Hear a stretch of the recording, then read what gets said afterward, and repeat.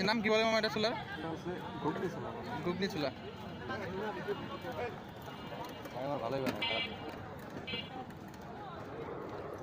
Hello বন্ধুরা, দুদিনের জন্য চলে আসলাম খুলনা।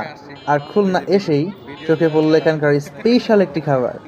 হ্যাঁ বন্ধুরা, চুই ঝাল, রসুন এবং সিক্রেট মশলা কম্বিনেশনে তৈরি ছোলা ঘুগনি। আমার তো দারুণ লেগেছে। আর তোমরাও যদি এই খাবারের স্বাদ নিতে চাও তাহলে আজই চলে এসো খুলনার শিরোমণি মোড়ে। স্পেশাল মশলা